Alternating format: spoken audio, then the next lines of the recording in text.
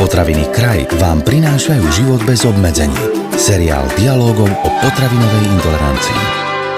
Naozaj si vínom pripíjame na zdravie? To je otázka.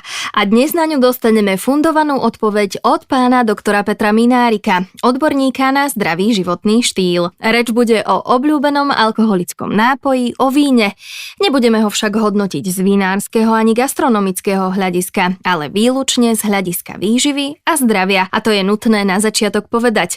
Štartujeme nový diel seriálu Život bez obmedzení. Pán doktor, víno je predovšetkým alkoholický nápoj, aj keď už sa dá zohnať aj v nealkoholickej verzii a vieme, že môže obsahovať aj veľa cukru. Tak koľko zvyškového cukru môže byť vo víne a ako tieto vína potom delíme podľa obsahu tohto zvyškového cukru? Predovšetkým si musíme povedať, že čo všetko vo víne po chemickej stránke je a tak aj keď nevymenujeme hneď všetko naraz, ale predovšetkým je tam voda, potom je tam ten alkohol, áno, a víno je alkoholický nápoj a potom je tam cukor. To je zvyškový cukor, ktorý sa neskvasil vinnými kvasinkami a zostal tam a ten môže byť odlišný. Podľa obsahu zvyškového cukru sa vína nazývajú buď suché, polosuché, polosladké alebo sladké. Ten rozdiel v obsahu cukru je enormný, pretože suché vína môžu mať od 0 až po 4 gramy zvyškového cukru na liter vína, kým tie sladké majú viac ako 45 aj 50 gramov cukru zvyškového na liter vína, čiže to sú velikánske rozdiely.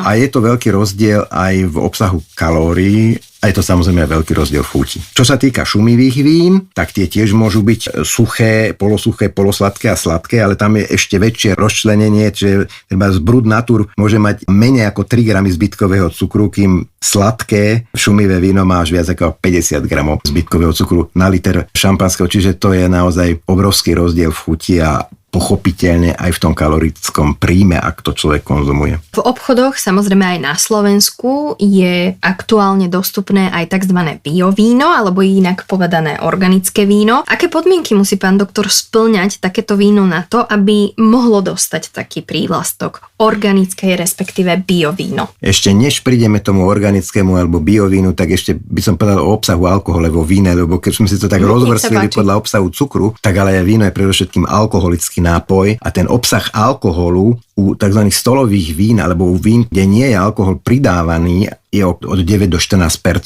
ale existujú aj obohatené alebo fortifikované vína, ktoré môžu byť obohatené buď o alkohol alebo o cukor alebo o obidve zložky a potom toho alkoholu môže byť aj 22%. Takže to sú potom ťažšie vína, z ktorých treba piť menšie dávky. No a čo sa týka organického vína, organické víno nesmie obsahovať žiadne syntetické prímesy, žiadne látky, nesmie byť konzervované, čiže má aj kratšiu životnosť a pochopiteľne aj pri pestovaní viniča musia byť splnené podmienky ekologického poľnohospodárstva bez pridaných nejakých syntetických, či už pesticídov alebo syntetického hnojenia.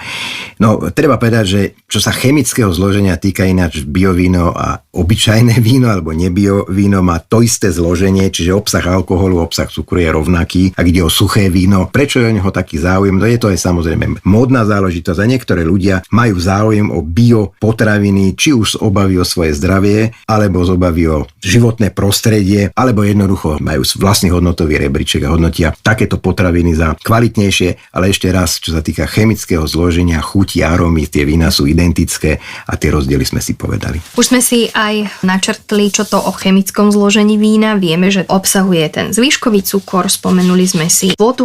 Aké ďalšie chemické látky by sme vo víne našli? Základnou zložkou je samozrejme voda, tej je vo víne najviac. Potom je to ten alkohol a sú to zvyškové cukry, tie sme už spomínali. Ale okrem týchto základných zložiek vo víne sú aj ďalšie látky a to sú tie látky, z ktorých mnohých majú aj pozitívne vlastnosti vo vzťahu k ľudskému zdraviu. Jednak sú to minerálne látky a z tých minerálnych látok to môžu byť z tých tzv. Kationov, hlavne draslík, horčík, vápnik, zo stopových prvkov železo. Vieme, že železa je viacej v červených sortách vína. A z tých aniónov to môžu byť chloridy, to môžu byť siričitany, to môžu byť fosfáty alebo kysličníky. To sú minerálne látky, ktoré môžu dodávať vínu aj istý taký švrnc, určitú vôňu alebo chuť, napríklad vápnik. Ale potom sú vo víne ešte ďalšie látky, polyfenoly. Sú to látky s antioxidačnými účinkami, protizápalovými účinkami a majú kardioprotektívne vlastnosti, čiže pomáhajú chrániť v podstate srdce rozličnými spôsobmi. A ja tu mám takú tabuľku, obsah fenolických látok v bielých a červených vínach a je to obrovský nepomer v prospech červených vín. Čiže v červených vínach sú stovky tých miligramov, to je zrejme miligramy na liter, kým v bielých vínach sú to naozaj len desiatky alebo len veľmi malé množstva. Čiže stačí, keď si poslucháči zapamätajú, že ak by chceli teda piť v malom striednom množstve víno kvôli týmto prospešným látkam, tak červené sorty a nie biele. Ale ja osobne mám radšej biele víno, ale jedna vec je chuť a druhá vec je samozrejme ten obsah tých chemických zlúčenín. A potom sú tam ešte prchavé látky, ktoré môžu dodávať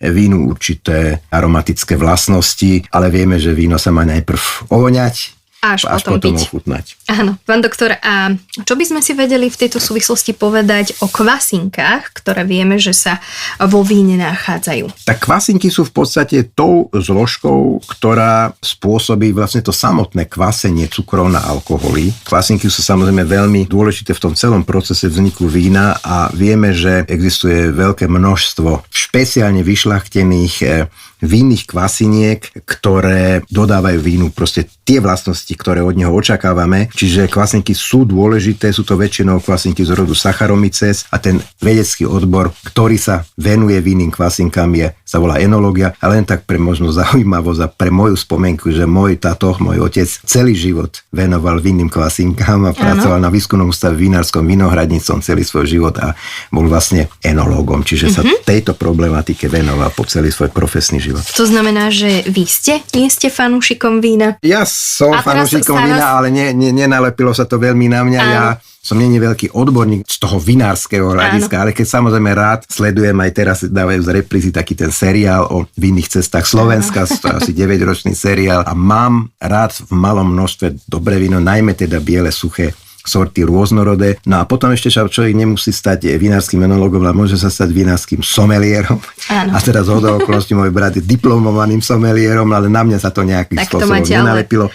Ale dobré víno v malých množstvách a takisto aj sekty šumivé vína mám ráda ako aperitív pred jedlom. To pokladám za lepšiu voľbu než nejaký destilát. Áno, spomenuli ste slovné spojenie malé množstvo, tak možno by sme mohli pripomenúť poslucháčom, už sme to spomínali aj vo viacerých podcastoch, kde sme sa o alkohole rozprávali. Koľko je to dostatočne malé množstvo takého vína? No, ľudia môžu mať rôzne predstavy o tom. Svetová zdravotnícka organizácia stanovila maximálny denný limit bezpečnej konzumácie alkoholu na 10 gramov alkoholu, lebo my to musíme zobrať nie primárne na víno, ale na množstvo alkoholu, ktorý je v rôznych alkoholických nápojoch zastúpený v rozličnom množstve. Tak jeden nápoj pre ženy denne a 2 nápoje pre mužov denne. Čo je to jeden nápoj? Nápoj, ktorý obsahuje 8 gramov alkoholu, ale to je spriemerovaná hodnota. V princípe to vychádza ten jeden nápoj pre ženy, jedno malé pivo, ale to je také si 250 ml, 1 deci vína, skôr bieleho, alebo 1/4 deci vinného destilátu alebo akokoľvek destilátu iného. U mužov sú to dvojnásobné porcie, dvojnásobné dávky, pretože muž má väčšiu pečeň a dokáže tou väčšou pečeňou rýchlejšie detoxikovať alkohol a premieňať ho na ďalšie látky a vylúčiť z tela. Za rizikové sa pokladá už viac ako 20 gramov u ženy, viac ako 40 gramov u muža dennej konzumácie alkoholu. No a teraz si to každý môže prepočítať, že koľko to v podstate týchto nápojov je a takisto sa neodporúča piť nárazovo. Pán doktor, ovplyvňuje teplota podávaného vína to, ako nám bude chutiť, ako bude mať arómu?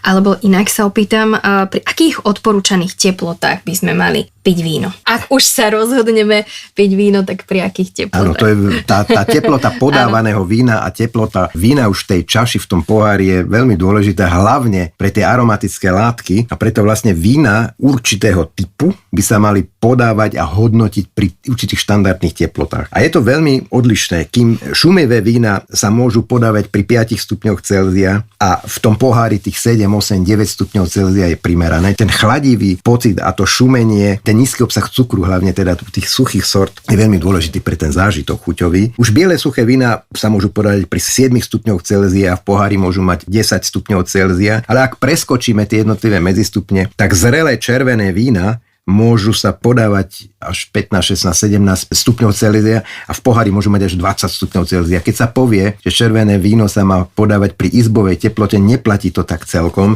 lebo tých 20 stupňov Celzia berme, že to je izbová teplota. Pri tých stanovených teplotách je zrejme zistené, že sa najlepšie uvoľňujú tie aromatické látky a človek má z toho vína čo najväčší pôžitok. Pán doktor, na Slovensku sa pomaly ale isto rozbieha aj veľmi obľúbená sezóna burčiakov.